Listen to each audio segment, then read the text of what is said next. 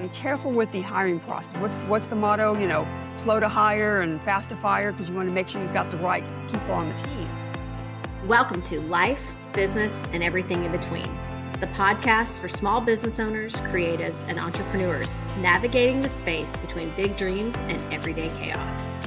I am Leslie Shields, a longtime entrepreneur married to another crazy entrepreneur and raising a tiny human in the middle of it all. This show brings you real conversations, honest insights, and practical encouragement to help you keep going.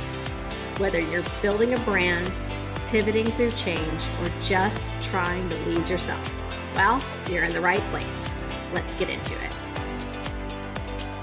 Today's conversation is one I've been looking forward to. Michelle brings a depth of experience working with people and organizations, especially in the nonprofit space. But what I'm most interested in is her journey and the perspective she's gained along the way. And as you're listening, if something stands out to you, an idea, moment, or a shift, take note of it. These conversations have a way of sparking something right when we need it. Michelle, I'm super glad you're here. Thank you, Leslie. This is great. So I'm Michelle Crim. I joke that it's short for criminal. I was once in the Witness Protection Plan program, but my side gig is going to be a comedian one of these days. But I had 20 plus years in fundraising and nonprofit management. And in 2018, I don't know if you want me to go into the origin just yet, but in 2018, I had kind of an epiphany that I had done the jobs, had the titles, and, I have new and shiny syndrome that we can talk about in a minute. And I was ready for something different. So, but anyway, I am your nonprofit resource is kind of my intro. Yeah, I love that. Okay. All right. So origin, we can go right into that. What first drew you into this work? How'd you end up there? We all have we didn't come out of college thinking, oh, this is what I'm going to do for the rest of my life. We all have that story. Yeah. I mean, my degree was in advertising. So I was influenced by Melrose Place back in the day, like, oh, it'd be really glamorous to work in advertising, and not the case. So I got into event planning, logistics, that kind of really appeals to me.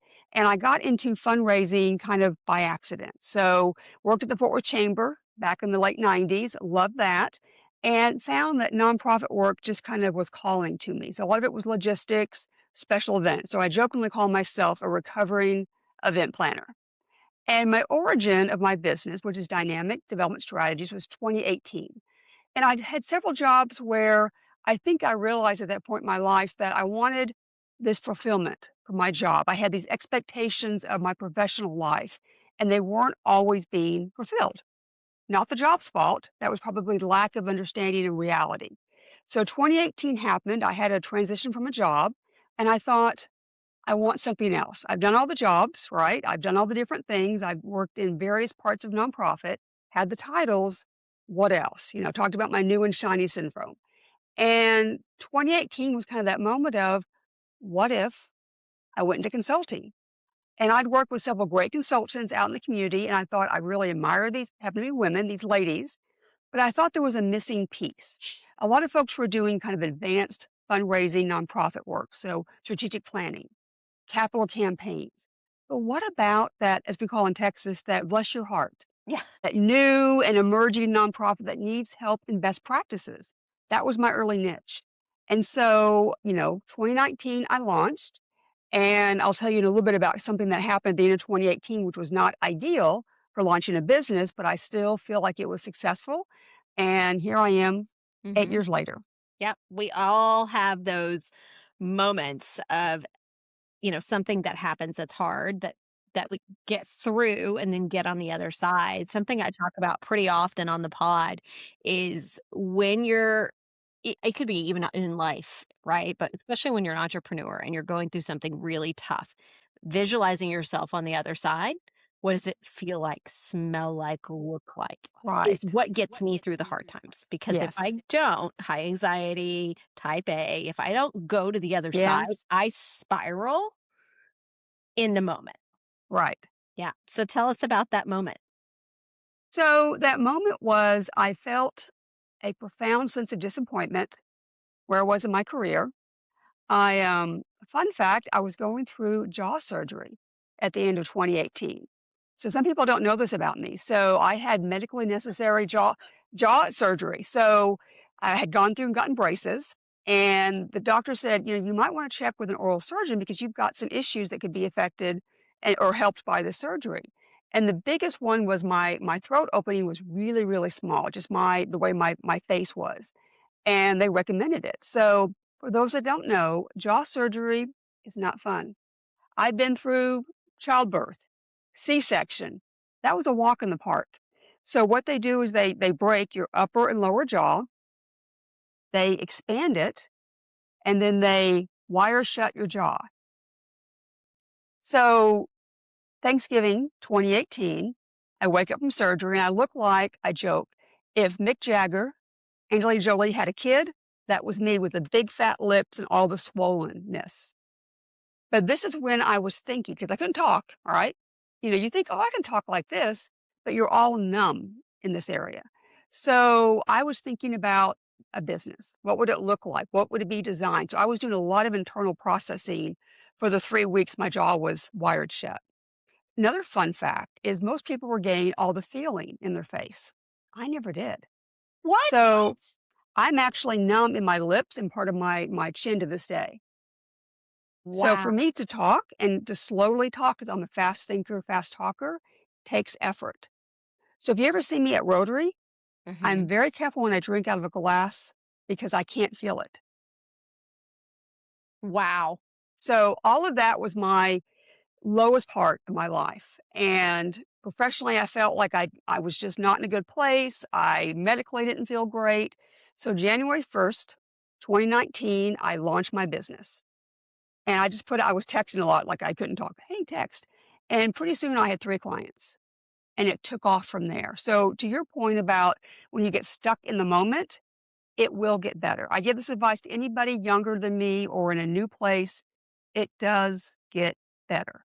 So for someone who loves to speak publicly, and I do a lot of presentations, you may not know this about me that I have to be very careful with how I speak because of the remnants of that jaw surgery.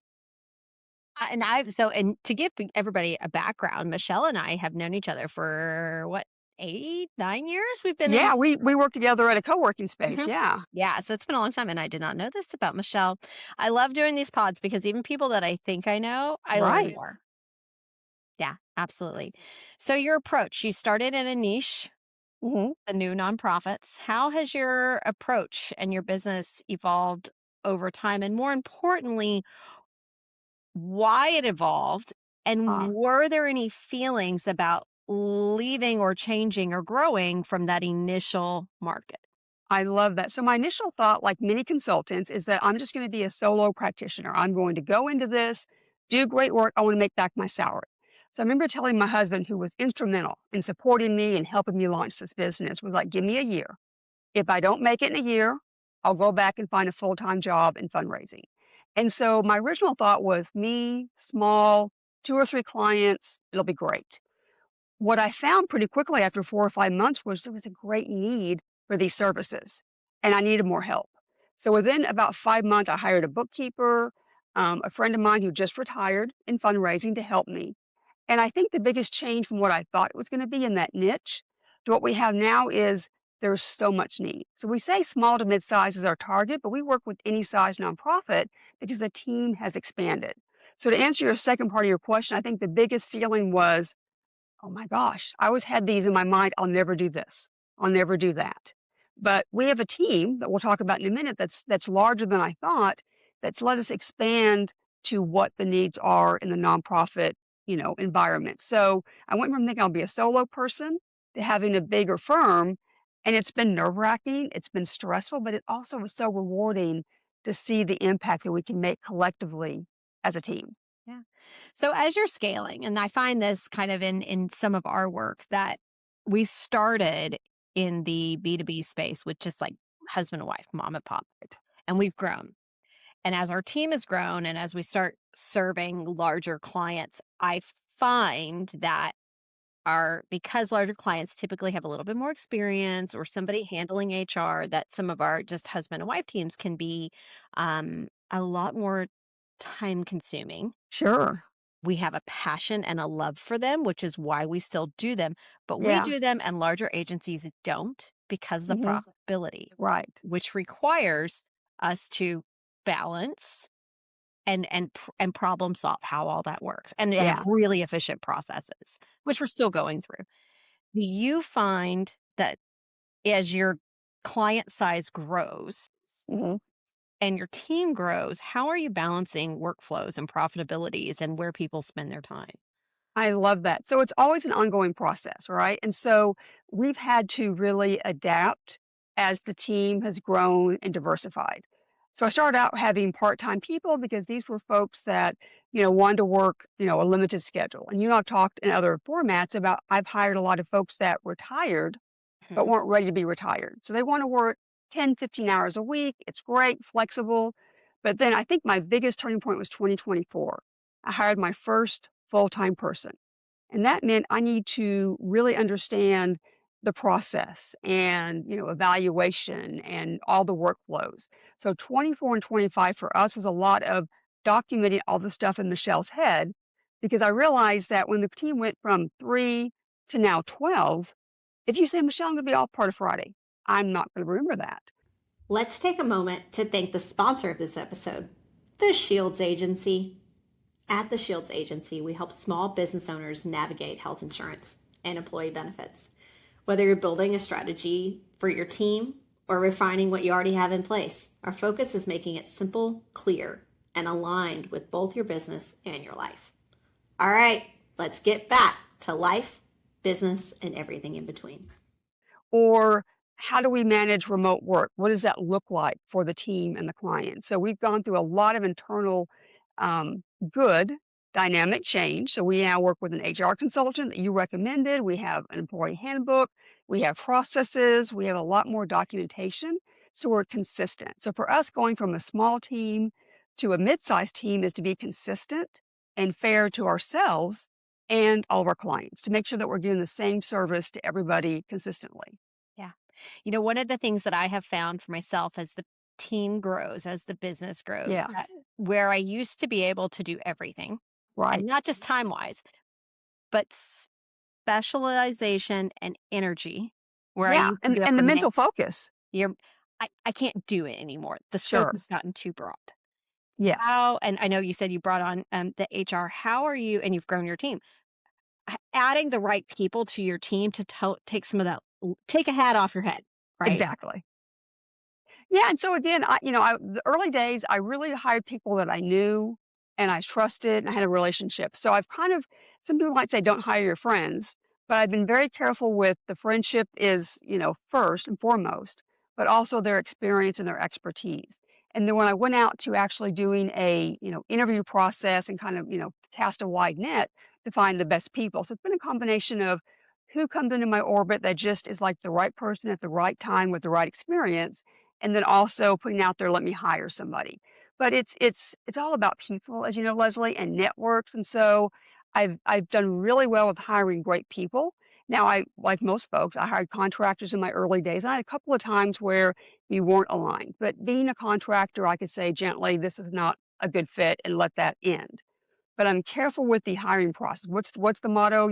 Slow to hire and fast to fire because you want to make sure you've got the right people on the team. You do. So it's just a lot of it's just communication, just keeping the communication between myself and the staff and collectively as a team. So Michelle may not know this, but she was instrumental, and I've talked about it a few times on the pod. If you're a new listener, I'll kind of recap. I'm in the middle of writing a book on hiring for small businesses. Yeah. And when this came to me, I was just like, sat down and was like, blah, blah, blah, dumping out stuff in ChatGPT and like thinking, oh my gosh, I'll have this book. It'll take me 2 weeks. And then Michelle and I was telling her about it, and we were having this conversation. And she mentioned to me she hired post-retirement workers, and had that one conversation with her took the scope of my book from this, like, just me telling people what to do, to covering multiple different ways small businesses can hire, to interviewing people, to doing some research. I'm working with UW-Madison and their economic development programs who work in the rural areas. Like, how can small businesses remotely connect with rural workers? And Mm.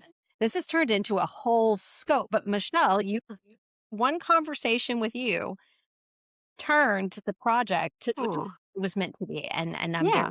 grateful for that. So thank you. Of course. Well, I mean, we are lucky to have people in pretty much all the generational. We got 20-year-olds to 70-year-olds. And how I work with a 20-year-old, 24, 23-year-old is different. Her first professional job out of college. The folks that are in their 60s and 70s, this is not their first rodeo. We're here in Texas. So this is not something that I have to do a lot of explanation for, but it's wonderful the wisdom that crosses over the generations. And it's a collective body of great knowledge. I love that. For anyone listening right now, if this conversation is bringing something to mind or someone to mind, send it to them. These are the kind of Yeah. conversations, just like the one Michelle and I had, that can open things up for people. Yeah. I've gone back and listened to some of the pods myself, and I'm like, wait a second. When I was doing the pod, I didn't get that. Right. Now that I've re listened, I've taken away a huge lesson. Yeah. You hear something new. Yeah, absolutely. So, how has your perspective on people changed over time? Right. I think the interesting thing, and I've said this many times to the team, is that kind of unintentionally, but intentionally, like, subconsciously, I've created a team with dynamic development strategies, the culture that I wish I'd had at some of my previous jobs. And, this is not here to bash anybody or leadership or anything of that nature. But, again, you come from an era where there were different expectations about how you do your work and what success looks like. And I'm trying to be very clear with the team that, we're hybrid. We're mostly work at home. We have a co working office. We work with clients. But I'm not here to dictate exact steps and how they do the work. And I'm not someone that's going to come down with a hammer and say, you're doing something wrong. So I think my attitude about people is, meet them where they are and have honest conversations. And I've been really grateful that people work with me because they want to. The retired folks, I mean, they want to go off and travel, see their family, but still have one foot in the nonprofit fundraising world, and they love the flexibility. So I want to make sure that I create a culture and have people that want to be here. One of my favorite examples is I'd hired somebody part time to help me with grant, amazing person, so experienced. And I was thinking to myself, I think I could probably use her full time. Now, note to self, when you have that thought, tell that to the person. I didn't. And she let me know that she actually was looking for full time and accepted a full time job. I'm like, I'm so happy for you. Thank you. If you ever want to come back, I would have loved to have you full time. Please, I would love to work with you again. Well, guess what? A couple months later, she's like, hey, this job I went to wasn't what I expected, which happens.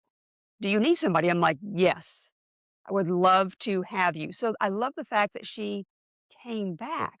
Mhm, And that just made me feel like that's the right culture, the right people. mhm. And so she's been with me again, and it's been wonderful. So it's just communicate those things to people. You're thinking about, I need this, or what about that? Just have that open conversation. Absolutely. So, talking about personal, right? How has your work influenced how you live your own life? And how have your priorities shifted? Well, this is where I'm going to get a little deep. And so I will admit that I am not good at taking time off. I am not good at vacations. I am not good at downtime because I'm always thinking about the business, and not in a way that is, overwhelming, but like, "Ooh, it'd be a great idea for a blog article. Ooh, that'd be a great thing to do for a client." So I have a hard time shutting that off. And my husband, who works from home, I work from home probably maybe 20% of the time, 25%. He will gently tell me at the end of the day, "Are you done? You ready for dinner?" And I'm like, "One more email." So he's really good about keeping me balanced. My kids are the same way. And so I think I've gone from a job is something that I enjoy, but I can leave it at the office, to working from home for any amount of time. Your work is always there.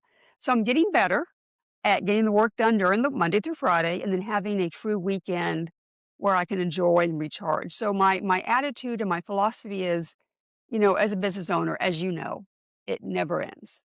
But how can I mitigate that and kind of make sure that I'm balancing myself and, put on my oxygen mask Mhm. and not letting myself burn out. So I'm getting better at that. I will say that. I find that for me, my team, a lot of them can be the same way. Hmm. And I have to lead from the top down. Sure. And if I'm sending emails on the weekends or at 9 o'clock, then then it builds culture, or they feel like they should, or they feel like they Exactly. should be checking emails at 9 o'clock. So a lot of times I'll use the send later feature. That's smart, yeah, and I've told the team many times because, again, they make it into a cycle with a client that says, "Oh my gosh, they're texting them at 8 o'clock at night," or, "Oh, they wanna work on a Sunday," and I'm really clear to say, "Yes, you can work when you want to, but their crisis is not our emergency," and I say this all the time to especially new hires, and it's very, very important. We cannot care more than the client does. So if they're not worried about a deadline or a project, we've done our part, we've given the information, we reminded them, we have to let it go.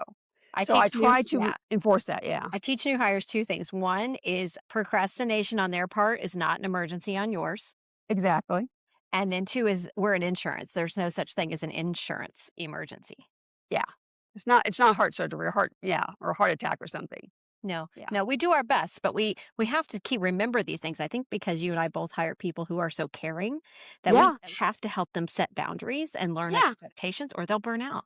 And we don't Well, want that to happen. exactly. And again, I've had clients in the past that didn't always respect boundaries. And one thing I also tell current and future staff is that I have decided at times to not renew with a client or to not go forward because they are, for whatever reason, not abiding by our boundaries or our guidelines or our process.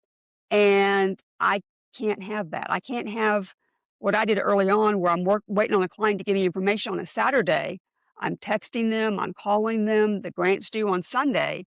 And they're like, oh, yeah, I was at the grocery store, my cell phone died. That is not okay anymore. So that are things I'm trying to avoid for the staff and their personal time. Our guidelines are changing too, right? When you Sure. come from this tiny team that everybody is, handled unlimited PTO appropriately, Right. that then we start to grow, you see one, the ways that that could possibly go wrong. Sure. Two, people need to know what's expected. What are the guidelines? What are the guidelines? Yeah. Yeah, No, absolutely. same. I mean, we started out with, unlimited PTO and remote work, and I had to put some guidelines in there. So, for example, we have set number of PTO. Now, if something happens, let me know. We can accommodate that. But with the remote work, I realized that unless we put in some restrictions. So most of our clients are in North Texas. So typically Tarrant County, some in Dallas. Now, if you decide to go work remote in Alaska for 2 months, that's not going to work for clients that we need to meet in person in Texas. Yeah. So we have guidelines around what remote work looks like, and explain that if you want to work with us, you need to be based in North Texas. Hmm. So you can't be like based in San Antonio and like, oh, I'm going to come up for meetings. That's just not really realistic. So Yeah. we have to have those in writing. Yeah, absolutely. Yeah. And that starts to change as you grow and scale. And I think Of course. Yeah. it's part of what I love about this pod is we're able to have those conversations Yeah. and share that with people Right. who are going through their journeys. One of the things that actually did a pod with a girl who used to be my babysitter, right? Wow. I've known my whole life yesterday. And one of the things we were talking about is that entrepreneurship, unlike so I graduated college in '06. I got my little Mhm. Eggy ring. It was clinking on the desk. So I had to take it off. Graduated college in '06, and there was not an entrepreneurship degree, right? This No. was not a thing. And now kids go and get their degree in entrepreneurship. Sure. And I think it can be social media, degree in entrepreneurship, somewhat romanticized. Very good word. Yeah. And I like to tell the real stories. Yeah.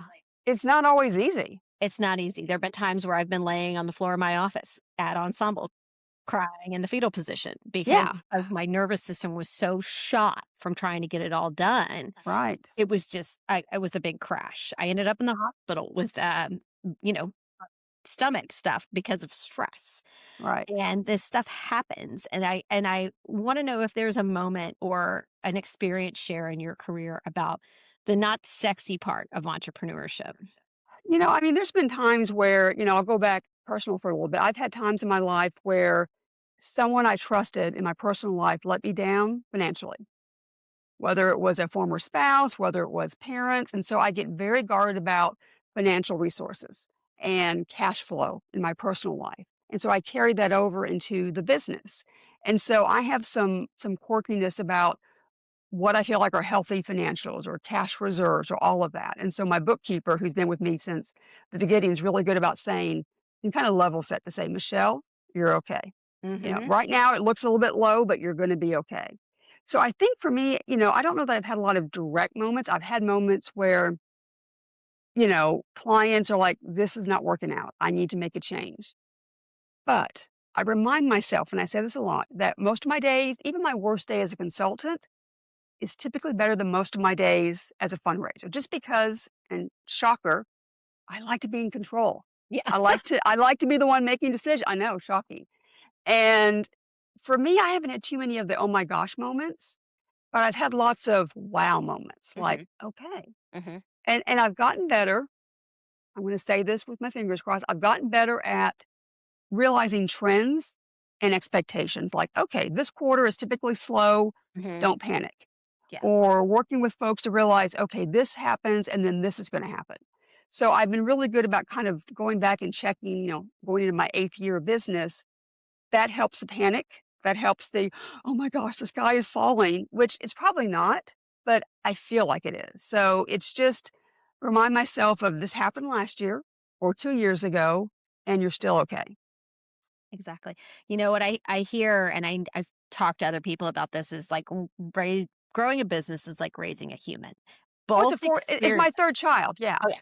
Both experiences, if you reflect on them, show you so much about yourself and Right. are incredible growth experiences. And you were Yeah. saying you've had incidences in your personal life about financial, and you see that come over into the Yes. business. And that's, trauma response, right? Exactly. And you have found someone, and my team is the same. I need people on my team who can ground me. Sure. Well, and what I've learned is that this business has brought out the best aspects of who I've always been. So I felt in other jobs I've been somewhat limited. That here's the box, here's what you stay in, here's the formula, and I can do it. But like I said, new and shiny syndrome, I get bored. I'll give you a great example. So launched the business in 2019, and the city of Fort Worth has a business plan competition. And I had friends that had been through it and had won. I really admired that process, and they encouraged me to do it. So I'm like, sure, why not? Right? So I'm Googling what goes into a business plan. So this is literally less than 6 months after I launched my business. Mhm. And I applied. There were probably 80 plus applications, got in, about 50 in the cohort. And they did a little bit differently back then. This was 2019 versus how they do it now. But they would get it down to the top 10.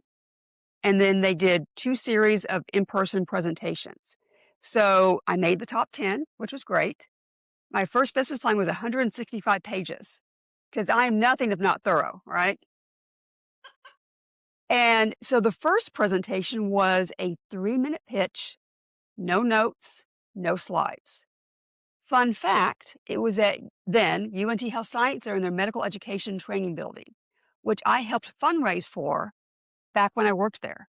So I'm like, I'm back home in my fundraising days.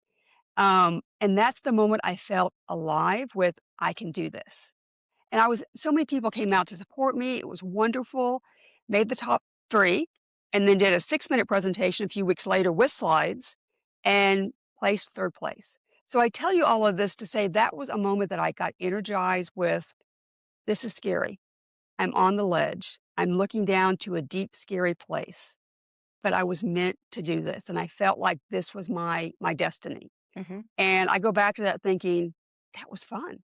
And now when I talk to people, they're like, I could never do. I'm like, but it's fun. I Y love to present to people. I love to talk about fundraising Okay. and nonprofit best practices.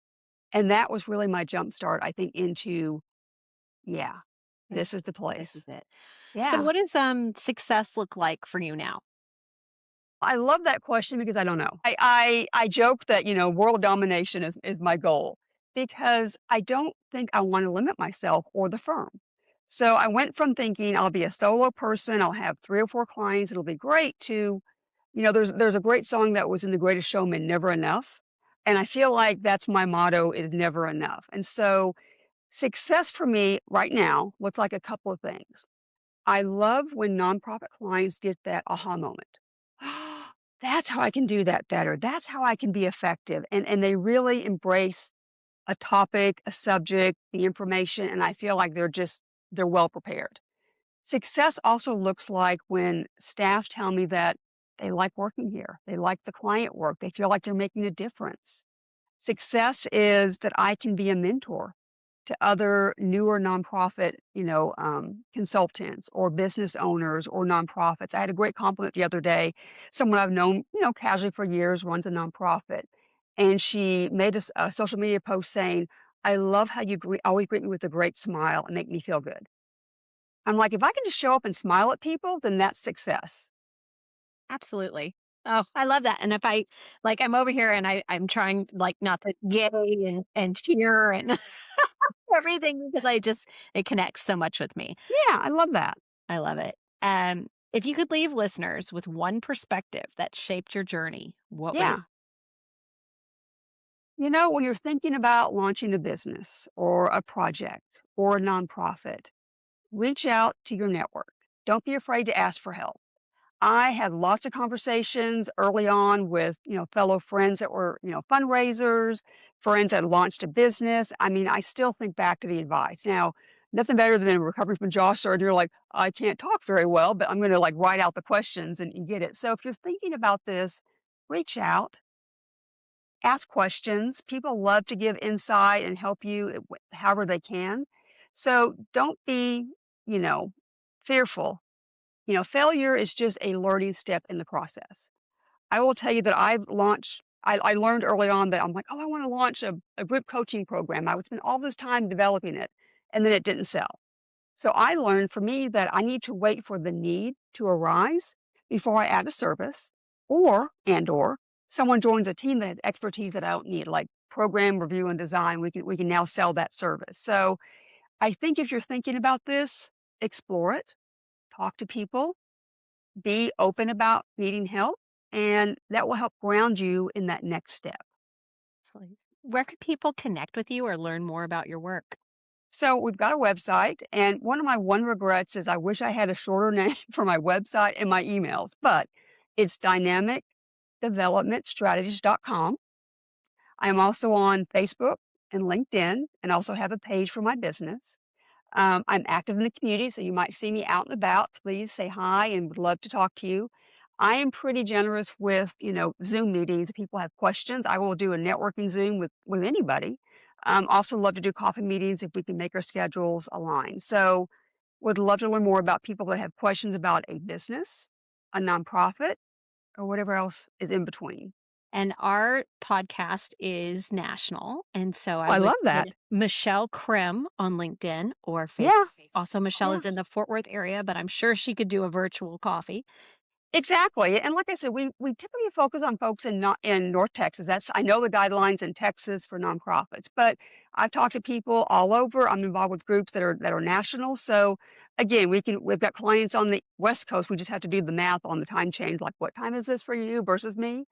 However, I'm happy to have those connections. Michelle, thank you so much for being Yeah, here. this was fun, Leslie. Yeah. So, to everyone listening, if something in this conversation has resonated with you, share it with someone in your life who could use it. Make sure that you're following the show so you don't miss any future conversations like this. And if you've been enjoying the podcast, leave a quick review. It really helps us continue to grow and reach more people. We appreciate you being here. This is our 10th it's our Woo! episode. I hesitate to say that because it may or may not drop 10th, but we have 9 that have. Love it. Yes. We'll see you next time on Life. Thank you, Leslie. This was great. Absolutely. See you next time on Life, Business, and Everything in Between. Thank you for tuning in to Life, Business, and Everything in Between. If today's episode gave you something to think about or made you feel less alone in the hustle, we'd love it if you follow the show and share it with a friend. Real stories, real talk, and just enough chaos to keep it interesting. We'll see you next time.